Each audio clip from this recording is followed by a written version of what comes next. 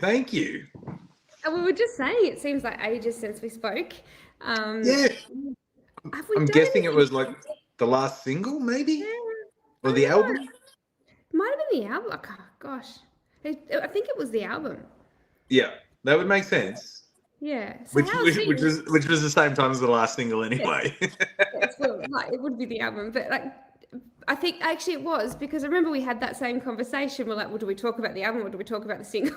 Right, yes. We do. Yeah. I remember that. Yes. So tell us what you've been up to. What has 2026 been to you? 2026 has been very different for me. I was touring up until about the end of March, and then I've like in February, Simone, my fiance, she graduated uni last year. She went back and did uni. She graduated and she's started a career. So I've been a stay-home dad for the majority of the year, which has been crazy. But it's only crazy. It's funny because people are like, oh, you've sort of disappeared. I'm like, it hasn't been that long. Like it's been a few months, but it's just been We still right. see. Like it's yeah. I haven't been posting as much because I was aware that I was going to be releasing some music that had a bit of a different sound. So I thought I'd almost do it as a little bit of a rebrand, like come back and people go, oh wow, okay, I wasn't expecting that. So. But I've been very busy with Valentine, watching her grow. Every day she's doing something new and blowing my mind. So it's been pretty amazing. It's flown for us watching, so I imagine for you the time has flown with her as well. Yeah, it's crazy that she's running around everywhere. Yes. She's, saying words. She very much knows what she wants and what she doesn't want. She's only, she's 14 months old, but I tell you what, she's acting like a teenager some days. Yeah, and you've only got another 20 odd years of that. So, 19. Yeah. You've got lots to look forward to. So, isn't it? That's one of the beauty things about being in music, is that you can change your career times and tours and things to actually work as a family and have each other take turns for a career and spend time with her as well. It's one of the great things we don't often see in this industry. Yeah, well, I mean, it's a bit of a role reversal for us. Simone's got two older boys as well, and she's been a stay-home parent, and this time it's my turn, which is great because I love. I mean, it worked out great because usually I'm home during the week and then away on weekends. But it's there was also a bit of it's funny. I haven't been touring as much for another reason where. I was in between booking agents, and then I was too busy to book shows, so nobody was booking anything. So there was that as well. So now with the new single, I thought, hey, let's do a bit of a tour. It's different for me because for the last 10 years I've been touring constantly. So to have any time off is always a weird feeling for me. But with this single, I thought, hey, let's do a bit of a dip the toes back in the water and duck out on the weekends and make sure I'm home by the Monday for Valentine. Yes, and you can live the best of both worlds. So you're on the stage, in the lights on the weekend, and on a Monday morning you're changing nappies and mowing lawns, all the regular. It's been really interesting juggling interviews for this single and Valentine. So like there was a call the other day that was it was running late, I think, and all of a sudden she had the biggest pooey nappy. I'm like, I had my phone out next to the change table in case they called mid-change. I managed to get it done quick enough, but it was just, I'm like, oh no, I'm going to be doing this interview in the middle of changing a nappy on speakerphone. That's so good. She just didn't get the memo. She just pooed. No, she didn't. No. We all live on her time. Yeah. That's the best thing. And that won't change for the next 15 years. It's only going to get worse, though. But it's so good to hear, because I remember having you on just before she was born, and it was just such an exciting time watching her come into the world and life for you changing in beautiful ways. Has it meant that you've had time to write? I mean, obviously you're releasing a new single and things, but have you had a lot of time, or have you had to schedule that a bit more? It's definitely had to be scheduled. My time is a lot less available for writing. So basically, Valentine's in daycare 2 days a week, and I have that 2 day window to catch up on my admin, try and schedule a write. And there are times where I'll schedule a write for, weeks in advance, and it gets to the day and I'm just like, I got nothing. I've been changing nappies. I've had no time to think about a song. It's made everything a lot. I have to be very organized, and it's some weeks are better than others. I'm definitely keeping my head above water, but it can be quite a logistical challenge. Whereas before you were on the road a lot, so I suppose you still had to be reasonably organised. But if an idea came to your mind, you could try and get it out in that moment. Well, and that's the thing. I'd often come up with ideas while I was on the road, like while I was road tripping on a 8-hour drive somewhere. I go, right, cool. Your mind wanders and you start to think of ideas, or you might be listening to a podcast or some music where you go, oh, hey, I've got an idea. So. It's harder because at the moment my mind's constantly racing, going, right, where is she? What is she getting into? What am I cooking for dinner for the family? Has everybody got clean underwear for tomorrow? It's I can imagine your next song, definitely. Well, you'll be alongside Pete and his, he had a song of the nappy, the old, he had a song with the old reusable nappies and the disposable ones there for a little bit. that sounds like Pete. Yep, that's your next album. It'll be competition with Pete. That's it. Well, it's funny because the new stuff is, the last couple of albums have really been a happier, upbeat tone, whereas Brick by Brick isn't along that same line, that same tone of happiness.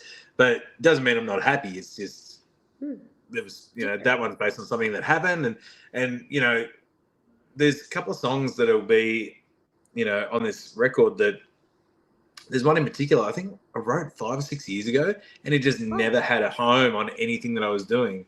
And then when I was listening back through some old demos, I was like, oh, this song is perfect for this record. So it's funny how it's now got a place. It is, isn't it? Because songs do that. They sit and they just wait, and sometimes they pop back up. But I'd imagine for a lot of artists too, because you write them so long ago, you have to go back and listen to a demo to see, well, what have I got here that I can use? Because you wouldn't retain all of that when you. Yeah, well, I mean, there are some songs that you do remember, and then there are others you forget about. And I mean, not that I'd forgotten about that one. It's just I knew that it didn't belong on anything that I had been recording over the last few years. It wasn't the right fit. But I mean, it was different now going back to listen to it, because you're listening for something else. You're listening for something that'll suit this record and not the last one. So, and that'd be another hard thing too. You're writing for this record, not the previous one. Getting out of that thought process as well. Yeah, that's it. And look, there's been, I'm finding that there's more and more co-writes than just solo writes for me, because I don't have the time to sit down on my own. I actually have to, booking in that co-write makes me sit down to write a song. Yeah, you're accountable. You got someone to go, excuse me, we're sitting here, you better come in. That's actually great. That is genius, actually. I need to do that. That's what I need to do more of. Now, tell us a little bit about Brick by Brick. How did this come about? What has this inspired now to be your release time? Well, it's funny because this song was written nearly 2 years ago. Funnily enough, later that night was the same day was the day that Simone and I found out that we were pregnant, that Simone was pregnant with Valentine. But we had Melanie Dyer and Jackson James were staying with us that weekend, and we'd organised a write with Greta Ziller as well, and she was doing her the Long and Riding Road every week, writing with someone else. So she filmed the whole thing, and it would have been the longest bloody writing session because we were just having so much fun. There was 5 of us. I've never written in a write with 5 people before, and being 2 years ago, we didn't go into it planning to write a bluegrass song. It's funny that it sort of immediately felt that way. And I was like, hey, I've been talking about wanting to do a bluegrass thing for a long time. Like, maybe this is the first song that'll go towards that project. And that's exactly what happened. But the song itself, like, there was a few of us who'd been we'd given someone that we thought was a friend a few chances, and we'd been burned a couple of times. So we were a bit hurt and frustrated, and that was kind of like almost a therapeutic thing for us to write together, to get it all out. So yeah, I mean, it was a fun write, and we're having a lot of fun with it, and I'm glad that comes through in the song. You know, like it's a song about being burnt and giving someone too many chances, but it's a fun one. Fun, happy one as well. Yeah, it's a good place that it's come from, and you've taken it out. But bluegrass was something that I was really excited to hear, because I love the bluegrass genre. But to have this come out as number one for that, it's what a great feeling. And as you said, 5 people, that is a huge write. Like, did you get to? Yeah. I could just imagine you go backwards and forwards, 5 people trying to get an idea on the paper. Yeah, I mean, it was a couple of years ago, so it's hard to remember exactly. The good thing is Greta does have it all on camera, which I remember her saying. She goes, that was such a hard edit to like get it down for her short thing, to edit it all down. But like from memory, like there was about 3 of us with the guitars, but 2 of us just held them, and Jackson was playing the guitar, and then we were all sort of throwing ideas in lyrically and melodically and stuff, and it worked really well because we were all very comfortable with each other, but at the same time it was a bit of chaos too. It would have been lots of fun, and I could imagine she'd have to do a 2 or 3 part release because to edit that out would be really difficult. She managed to get it down to 1, so yeah, I don't know how. I don't envy her. Close your eyes and hit. I'll just pick random parts. Yeah. It'll none of it will make sense, which will make it make sense. That's the best bit. So coming into this next lot of releases, you're planning on doing a few tours around. What is your plan for 2026 and beyond? Well, so I've got the Brick by Brick tour, which kicks off tomorrow night up in Bundaberg. I think there's like 2 tickets left to tomorrow night shows, and Friday night sold out, which is great.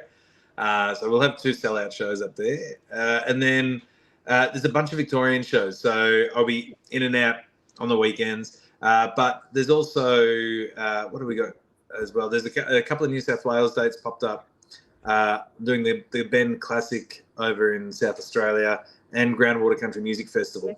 So as well as a couple of little private functions. So that sort of takes me right up until end of November, because somewhere in the middle of there, I don't know how, but we have a wedding to organise too. So it's it's going to be a crazy year, and then things will kick off again with Tamworth next year. So and then I've also got a cruise in 2027 where we're going from Singapore down through Indonesia, Darwin, back around to Sydney. You must need help on that one. I'm sure you do. That looks amazing. What a great thing. So you're all going to go on that cruise? I believe we're still working out final logistics, but Simone and Valentine are definitely coming for part of it, and I think Valentine might even stay for the rest because Amber Lawrence has volunteered to look after her while I'm performing. Yeah, that's good. I'm not sure if Amber remembers that, but it's okay. She'll I'm sure she'll be fine. She's done it many times, but that's the beauty about country music is we do that. Like, I don't know how many people I've looked after their babies while they've been on stage or run merch or like. It's an environment where it's easy. We just do it. It works. Yeah. Chris has popped in. Sorry, I missed some of the comments because I was running. I need you back, Scott. Thank you so much for these amazing graphics too, by the way. Chris has popped in and he said to say hi. Kaz said, Chris. All the best to you and Sim and the boys. Oh, thank you. I'm in the comments and I can't see any of those. So they're on YouTube, I reckon. Oh, okay. Because we go out to so many platforms. So we've got through the website, through YouTube, through Facebook. Like it goes crazy. This program is amazing actually for that. And Kaz said that Amber's a good babysitter. Yeah, well, she's got the experience. I just need to make sure I've got it in writing that she said she'd look after And just Valentine. double check, she's definitely got no. She's definitely on the Yeah. cruise. I know Oh, that. she's definitely on the cruise. Yeah. I know that. I've seen that advertised. But that'd be my luck. I'd book someone in that wasn't on it, and then I'd wonder why I had no one to babysit. That'd be how I'd roll. I don't know what I'm going to do. Someone in the crowd. Someone in the crowd would be fine. How are you going with Valentine? How's she going with music and being around shows and things? Has she reacted well to that as she gets She along? loves music. She hasn't been to too many shows recently. One, because I haven't done a lot, but then, if we're at home, she's, it's past her bedtime anyway. So if we're doing Victorian shows, so she doesn't get to come. But she loves music. I'm practicing songs around the house, and, whenever I'm practicing brick by brick and it finishes, and she just goes, more. So she loves it. She's going through a real phase, actually. We get in the car and she just goes, Dada, Dada. And we, whether it's Simone or I in the car with her, we have to put on the Lucky Stars album that came out last year, and then she gets a big smile and she just goes Dada. So she loves playing the drums. We've got a little drum kit upstairs, and she loves having a hit on that. And whenever I get my guitar lately, she's pointing to another guitar. I'm thinking she wants to hold it maybe, but yeah, we need to get her a little one. That is actually really exciting. Very cute. Yeah. But well played. That's how you get your streams up. And that's exactly how we do that in this industry. We have children to get our streams. Really good year for you, though. Scott has done these amazing little facts for us, and you were 2026 Country Town Awards Album of the Year nominee and the Golden Guitar Male Artist of the Year nominee. It's been a pretty big year for you, considering it's been a bit quieter compared to normal. Yeah, there was a couple of nominations at Country Town. I think there was also Male Artist of the Year there as well. So that was a great event to go to. It's such a great day, those awards. Yeah, there's a couple of nice little nods in there, and the main thing for me this year has been obviously Valentine, but then trying to get into the studio and do some recording and start chipping away at this next record, which I'm loving making. It's with a new producer as well, which happens to be my guitarist. Yeah, and he's done such an amazing job. I love that. And that's another thing, switching producers it's a part of you. I know that Matt has a thing of, a certain amount of album rule, but a lot of producers do that. And it's so great to get to see artists working with different ones and bringing in different sounds and experiences, which is another exciting part to it. Yeah. It's easy to get very comfortable and record with Matt. Like after 4 albums, we know exactly how each other works. So it's kind of a good thing that it's pushed me to try some new things with someone else. Yeah. And working with Damien Caffarella, who usually we spend hours on the road together or on planes, and then do shows together. So there's a very, very much a comfortability there as well. It's just in a different capacity now in the studio. It's just another aspect to it, which is even special. Again, more memories that go with it. Now, Brick by Brick has a film clip that is in the comments if anyone hasn't seen it, but wait till we finish the show. Wait a little bit longer. Tell us about that, because that just looked really fun, relaxed. Where were you when you filmed it? I know Jeremy Minute was behind the recording, and tell us a bit about it. Yeah, it was one of the quickest and easiest ones that we had to shoot. And Jeremy happened to be in town that weekend to do a shoot for Sarah Catania, actually. And I said, "Oh, look, while you're in town, any chance we could quickly squeeze out a music video?" And he goes, "Yeah, no worries." And we did it in Ziggy Tone Recording Studios, which is where I'm making the album. So I pieced together a band that they're not necessarily the players on the recording, because we've got some Nashville artists on there. But Penny and Josh and Clint came through to help me out with making piecing a band together for the night. And Ben as well. Ben didn't play on the record, but my bass player. Yeah. No, I did work that out. I'm looking and going, that's not who played on. That's no. But we just, there's no way I could make it work with, 2 of the players in Nashville, one's on the Central Coast of New South Wales, and it looked fun. It looked fun, easy, and just comfortable. Lots of Yeah, I remember. I've picked up a new hobby over the last few months, and which is playing pickleball, and oh yeah, it's good fun. I'm loving it. I'm loving it.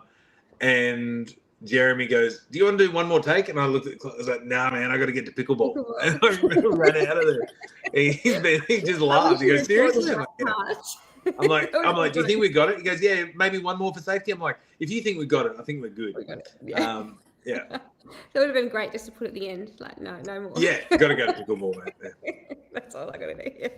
Oh dear. Actually, that's becoming really big down here too. It's lots of fun. Huge. Yeah, it's a lot. I played for the first time at a friend's place at a tennis court, and they've gone, "Yeah, this is how we do it." And I'd been wanting to sort of explore that a little more, and I just didn't know where to look. And then this year I came across the club that I'm playing at now, and so it's I'm loving it. It's a lot of fun. It's good to get out and do something different. Give you some more ideas for songs. You see. Well, I mean, the good thing about it is that it was flexible. So there's been the odd Thursday morning where I'm like, cool, I feel like I need a bit of exercise, and I'll look and there's a social play like hit it down at one of the clubs, and I can just drive down there and have a run around for a couple of hours. So yeah, and no pressure, just enjoy it. Yeah. Yes. I'm not coordinated. I even tried line dancing a fortnight ago. I had a ball, but it was hard to turn the same way that everyone else turned. Not really sure where. How did you know to turn that way? Need to figure out your lefts and rights. Yeah, that's right. I'm looking at them going, how did you know? Yeah. Just pretend. Just checking you got it right. That's my thinking. Yes, but 2026 is just fastly coming to a close. As you said, you're heading into Tamworth. You've got new music to come. It's such an exciting year for you, but it's nice to see you changing it up and doing different things. I've liked it. Yeah, I felt like the last couple of albums I had been trying to build a rockin' festival set. I wanted to make sure we could have a high energy set if we needed it. Yes. And then, and also I think I was a little bit trying to go, right, what is radio doing? What are radio looking for? Do I have anything that we can produce in a way that will tick a box? Whereas I was listening back to the first album I did, and I was really enjoying some of the sounds and the songs on there. And I just thought to myself, I really want to do something that's a little more focused around that style, but let's use that almost as a pivoting point in my career where we merged off this way and did something more commercial. What if we go back to here and go the other way and do something, something different? And let's do some bluegrass, which some of those early songs are inspired by it anyway. Yeah. Runaway Train, I've always said, has got bluegrass influences in it. Yeah, absolutely. Yeah. So, when we're making this album, we've got a couple of rules, Damien and I, that there's no drums and there's no electric instruments. If it plugs in, it's not on the record. So it's all acoustic instruments. And it's funny because I think I love bluegrass so much because I started as a drummer and everything's so rhythmic. But the ironic thing is there's no drums in bluegrass. But I think that's definitely an appeal for me, is the rhythm of it all. Yeah, absolutely. And it's nice to now have the freedom. Like when you're releasing your first album, you've got so many things that you've got to tick. And absolutely radio at that point and trying to get yourself out there would have to be the angle you choose. But it's really nice to now be at a point where you have the freedom to go, no, actually, let's go back there and explore the other side, because you don't have that freedom at the start of your career because you primarily about getting out there and selling. And now you can have fun and it will still sell, which is exciting. Yeah. The good thing is that I'm having so much fun with these songs, and the feedback has been great. I mean, it didn't get as many editorial playlists as one of my more commercially friendly songs would have, but there's still been some great playlist support from streaming services, and the feedback from people in general has just been incredible, because they're with trying something new, you're worried that you might not keep some of the same fans, but I'm finding fans are loving it. I'm getting messages from musicians that have known me for years going, this is our favorite thing that you've done. Like your voice suits this so well. This is what you should have, this feels right. So. And that's really special too. That's a really Yeah, special that means a lot. Yeah. It does, definitely. Now, the question I always get when I hear talking about you, merch. How has this opened up your door for your amazing merch that you just? I don't know where you get your ideas from, but I want a key to that door. Well, I don't do the designing. I come up with some of the ideas, but the design is usually done by my graphic designer. I just had visions of you selling bricks, like taking, putting on tables. It did cross my mind. I was like, what can I do here? But no. You know what? There's no actual brick by brick merch. I've just put up a new T-shirt on the merch site, but it's something that is. I wanted a generic design that's not going to, be outgrown when the single moves on to something else. So, like my best selling design has nothing to do with any of my songs.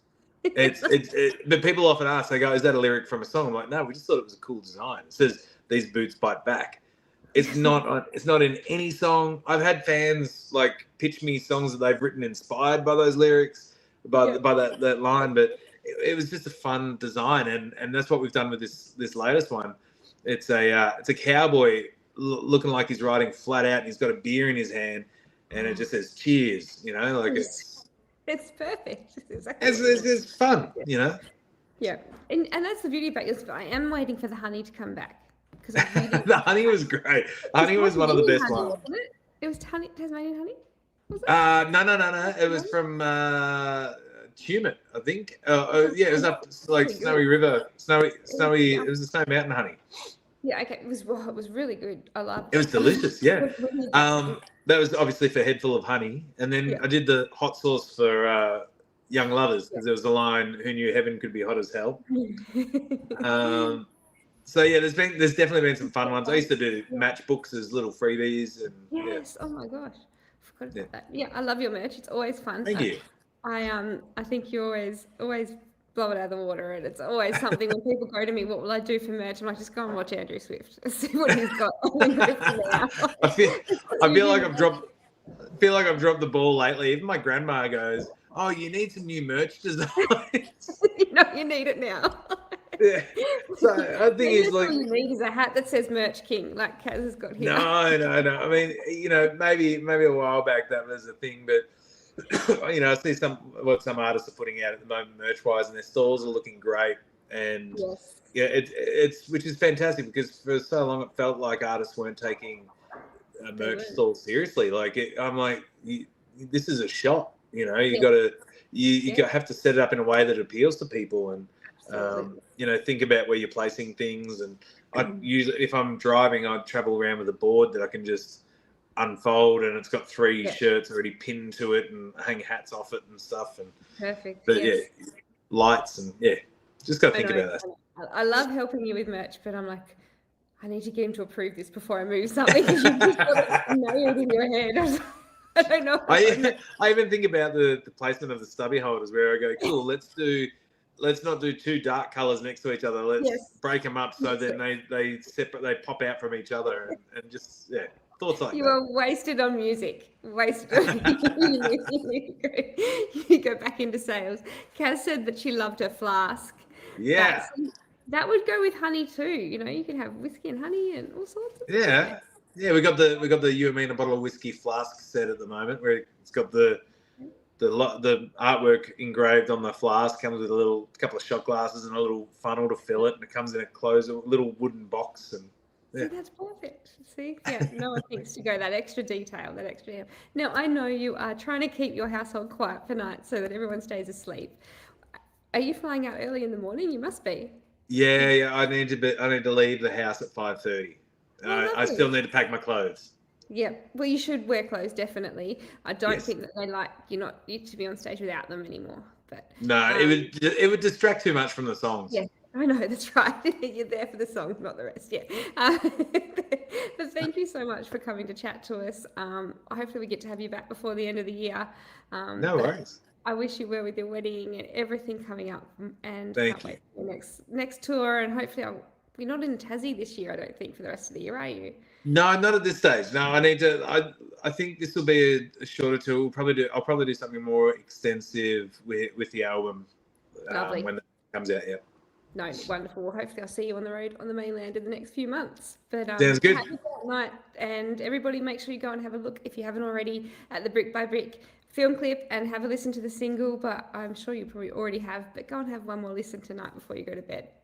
But Thank thanks you. so much, Andrew. I'll see you all next time. No worries. Thank you. See you guys.